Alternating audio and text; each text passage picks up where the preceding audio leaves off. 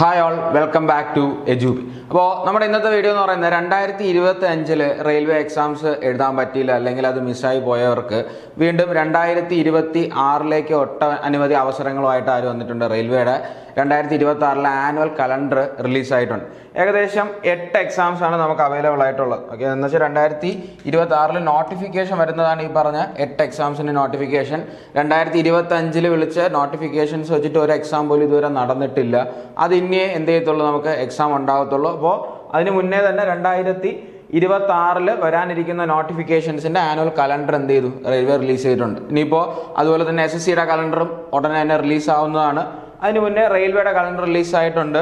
അപ്പോൾ എക്സാംസ് നോക്കിക്കഴിഞ്ഞാൽ എപ്പോഴും ഉള്ളതുപോലെ തന്നെ ഫസ്റ്റ് നടക്കുന്ന എക്സാം ഏതാണ്? January March period assistant loco pilot exam ആണ്. അവിടെ നോട്ടിഫിക്കേഷൻ ഡേറ്റ് പറഞ്ഞിട്ടുള്ള ഫെബ്രുവരി 2026 എന്തുണ്ടാവുന്നതാണ് പറഞ്ഞിട്ടുള്ളത്, നോട്ടിഫിക്കേഷൻ ഉണ്ടാവുന്നതാണ് പറഞ്ഞിട്ടുള്ളത് അസിസ്റ്റന്റ് ലോക്കോ പൈലറ്റ്.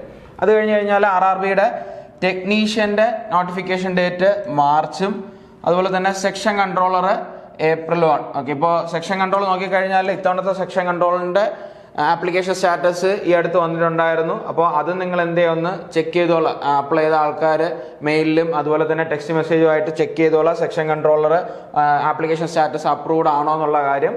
അടുത്ത സെക്ഷൻ കൺട്രോളിന്റെ ആണ് പറഞ്ഞിട്ടുള്ളത് April 2026 നോട്ടിഫിക്കേഷൻ വരിക. അത് കഴിഞ്ഞാൽ എപ്പോഴും ഉള്ള പോലെ തന്നെ ജൂനിയർ എഞ്ചിനീയറും അതുപോലെ തന്നെ പാരാമെഡിക്കൽ കാറ്റഗറി അതിന്റെ നോട്ടിഫിക്കേഷൻ പറഞ്ഞിട്ടുള്ളത് ജൂലൈ 2026.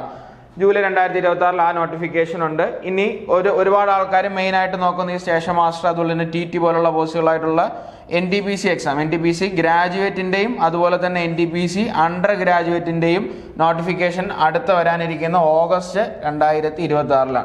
അപ്പോൾ ഓഗസ്റ്റ് 2026 നോട്ടിഫിക്കേഷൻ വന്നാൽ എങ്ങനെ പോയാലും എന്ത് ചെയ്യും, 2027 ആവും അടുത്ത നടക്കാനായിട്ട്, എക്സാം നടക്കാനായിട്ട്. നമുക്ക് ഇനിയും ഇപ്പോൾ ഒരു നോട്ടിഫിക്കേഷൻ വന്നതേ ഉള്ളൂ. ഏതിൻ്റെ ഈ പറഞ്ഞ NTPC നോട്ടിഫിക്കേഷൻ അടുത്തായിട്ട് വന്നതേ ഉള്ളൂ. ഇനി നമുക്ക് ഏകദേശം മെയ് ജൂൺ മാസങ്ങളിലായിട്ട് ഇത്തവണത്തെ എന്ത് ചെയ്യാം, NTPC പ്രതീക്ഷിക്കാം.